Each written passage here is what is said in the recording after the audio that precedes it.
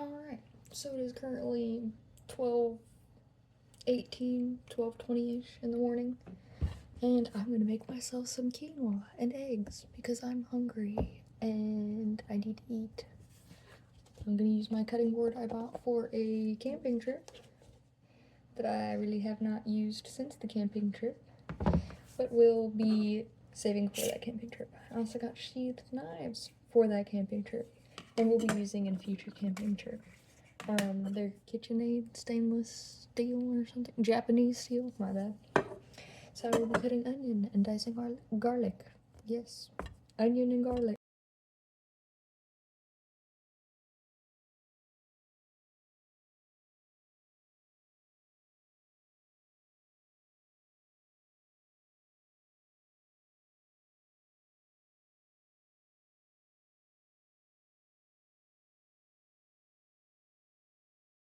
So, it looks like the garlic already went to sprout. I don't know why I suddenly had an accent.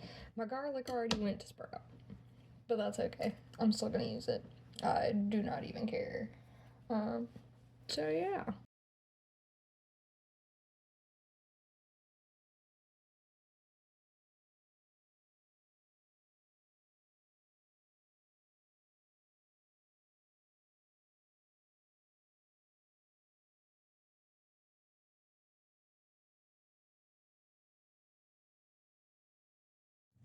Okay. As you can see, I did a very rough chop. I'm not very good at dicing things because of the nerve damage.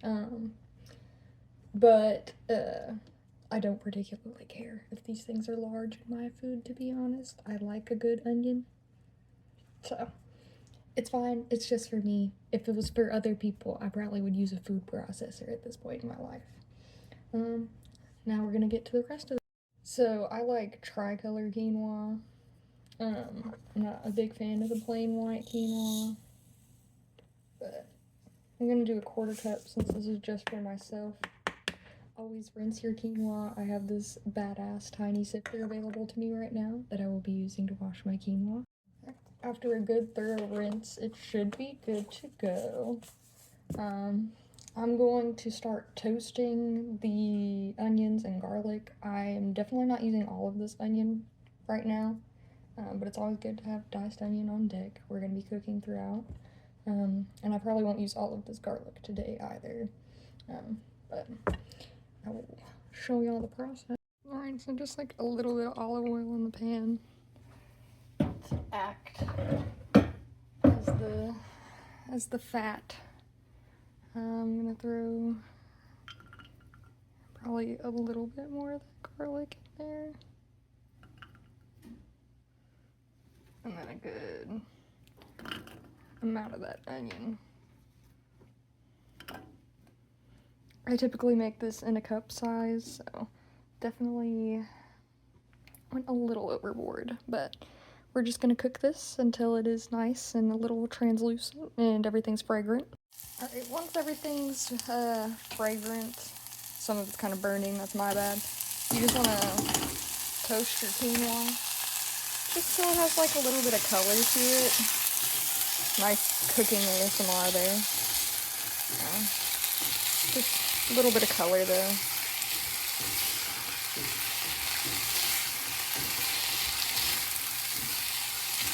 And then once the quinoa is a little darker and a little bit more translucent with the onions here, I just go in with some broth. I'm going to be doing a 2-to-1 ratio of broth to quinoa. Overspilled a little bit there, that's alright. Bam. I'm just gonna mix this all together. And then you're gonna bring it up heat-wise. And we'll cover this and let it cook for 15. At least I think I'm gonna cover it. Yeah. So we're gonna cover and simmer for a little while. Typically I do 15 minutes. So I'm just gonna check on this since it's a smaller amount than I usually cook. So we'll check back in as the quinoa keeps going. Or in the meantime, you can clean up your other things, like all of my vegetable scraps, and put away my veggies for tomorrow. Mess is all cleaned up now. We have a clean counter. Did all the dishes except for the ones I'm still using actively. I am going to cook my egg in the same pot just so I have less dishes. So far, it's looking like 15 minutes is a good amount of time for this quinoa still. As you can see, it's still a little bit wet at about the 10-minute mark, so 15 should be good. I am planning on growing my skills as a chef. I'm very good at impromptu cooking, I would say.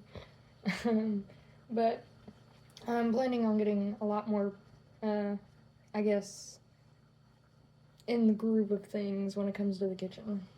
Especially as we are moving into our new home here soon. And it's a part of my religious practice, and it's healthy, and it's cheaper to make things at home versus try to buy them from people. So I'm hoping it goes well. We'll see. It has been a little bit longer than the 15 minutes. I turned the heat off at the 15 minutes and then just let this sit in the pot for a second. I got distracted on a side quest while cooking. I realized if the cloves I used were kind of sprouting, then probably most of the cloves in that bulb were in fact sprouting. So I'm deciding to maybe propagate some garlic. Root vegetables especially are really easy for, I guess, urban gardeners to grow. Potatoes or something you can do in a laundry basket, stuff like that. I forgot to mention, you also gonna season your quinoa, pepper, a little bit of salt, some dill,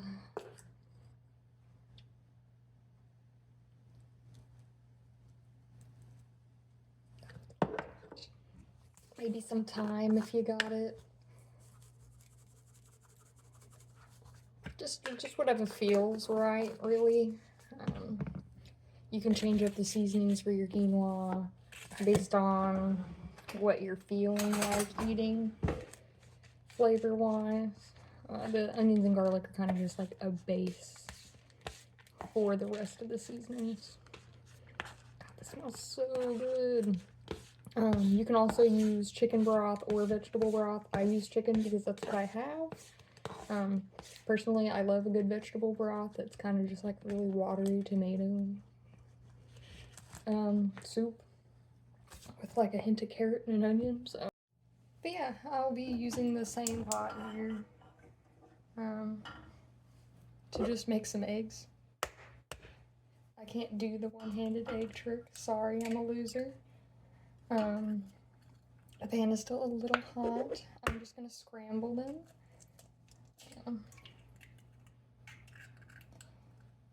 Grab some seasonings and wash my hands. Now, I didn't season them with a whole lot, just some pepper and some garlic salt. A lot of the flavor is gonna come from the fact that I already cooked something in this pan. Pot? This is technically a pot, just sorry.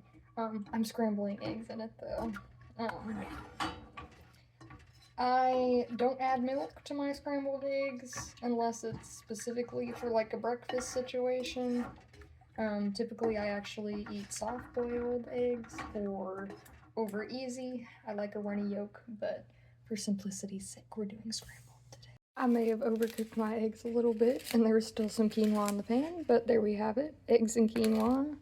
Simple-ish, quick-ish, late-night snack-ish meal thing. Yeah. But the real test, does it taste any good?